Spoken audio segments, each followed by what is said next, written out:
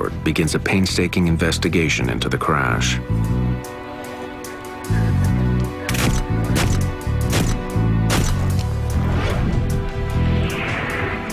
An important first step in the investigation is the analysis of the cockpit voice recorder. With pilot error a factor in 70% of air disasters, Malcolm Brenner's job is to see what role pilots Green and Eitzen played in the accident. This crew was, and I felt this at the time, was one of the more impressive crews I'd ever dealt with. There was a little bit of tension release, a little bit of humor. The captain said, "Never driven to Colorado Springs and not gotten sick?" The first officer suggested that they add extra speed as a safety margin. The captain agreed with it. It was good interaction. Got it? Yep. Airport in sight, United 585. Lower landing gear. This is a sense of an excellent crew, caught randomly, if anything. So again, that was my first impression, is that this would be consistent more with a hardware situation. As more about the flight of 585 becomes known, mechanical failure becomes a serious suspect. Just seconds before it crashed, the plane rolled onto its back and spun wildly out of control. Investigators wonder if the sudden motion was caused by the plane losing an engine or a wing. From the state of the aircraft on site, it's clear that it was intact at the time of the crash. What investigators don't know is if the engines were still working at impact.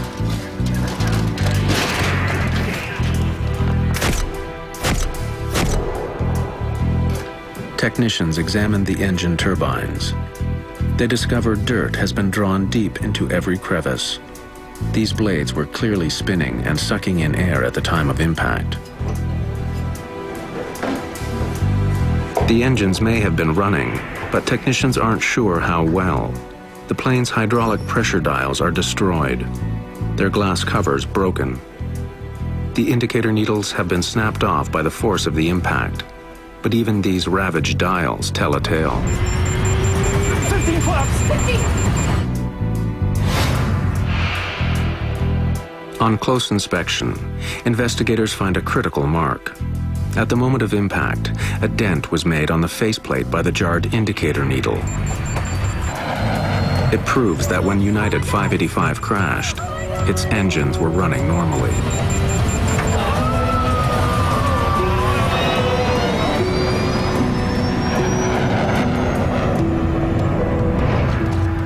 With engine failure ruled out, there seems to be only one other mechanical explanation for why 585 suddenly rolled over and then fell out of the sky. It appears increasingly likely that the plane had suffered a catastrophic problem with its flight controls.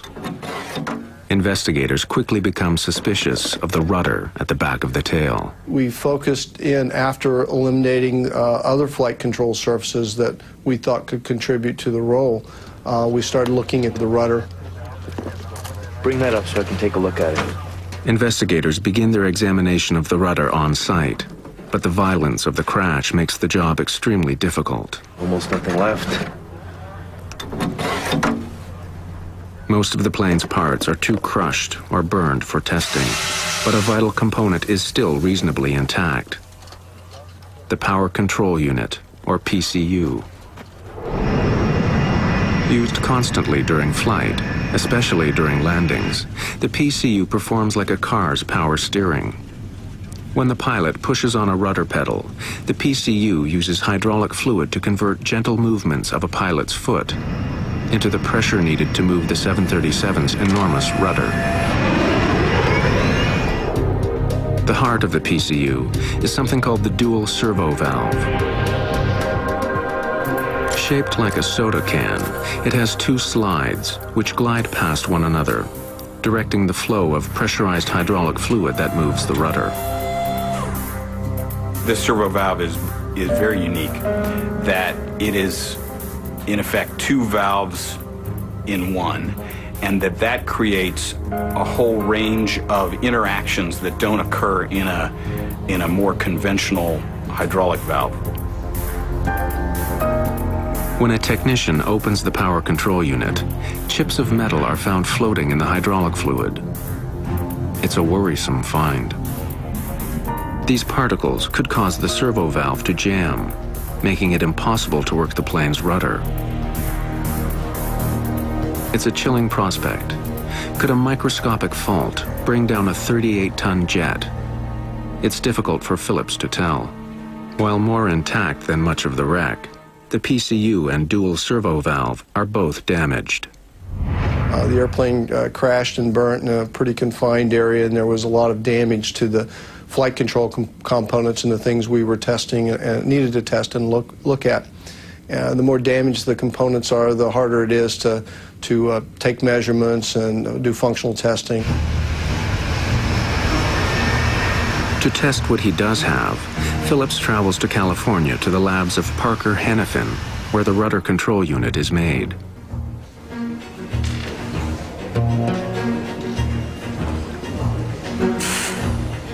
The curious metal chips floating in the PCU's chambers are dismissed. Filters, Phillips is told, keep them out of the delicate servo valve that directs fluid and moves the rudder. Nothing else is found that could explain any sudden movement of the rudder on Flight 585. We didn't have any absolute indication or information that we could point to that said the rudder power control unit, the servo valve, or any part of that flight control system caused that accident.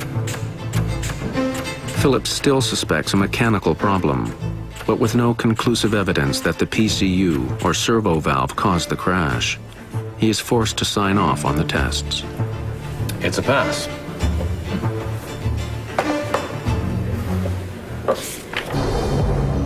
With Phillips at a dead end, only bad mountain weather remains as a primary suspect. An expert on weather-related aviation accidents, Greg Salatolo is trying to determine if heavy winds on the day of the crash were a factor. There is a history of events where there have been airplane accidents attributed to mountain waves of rotors. In 1966, a BOAC 707 near Mount Fuji disintegrated in a mountain wave and rotor.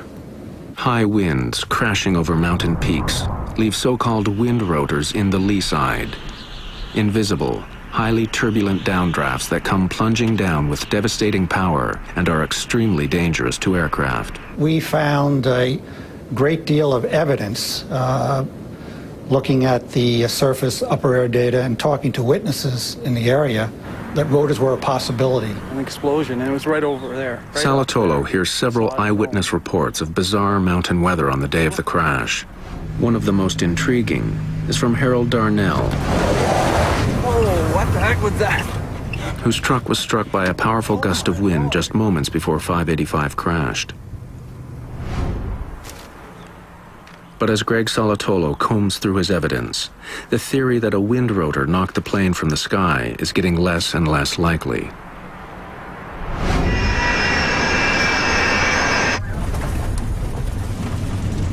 Nice looking day. Hard to believe the skies are unfriendly. Wind rotors are areas of extreme low barometric pressure. So if 585 did pass through one, its altimeter reading would have spiked as the plane was blown suddenly upwards.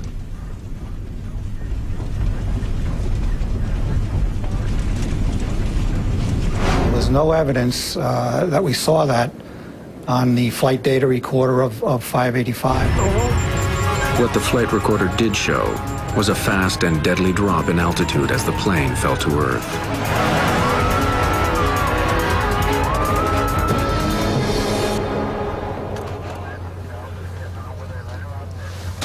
It's been 21 months since the investigation into the crash of United Flight 585 began, in which the NTSB has studied the crew, the weather, the rudder, and thousands of other pieces of evidence. They've come up empty-handed.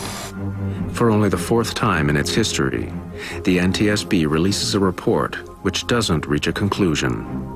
The cause of the crash of Flight 585 is undetermined. We had put a lot of time and effort into the investigation, and we just weren't sure what had happened. It was like he was tracking a serial killer. He was frustrated that they had not solved 5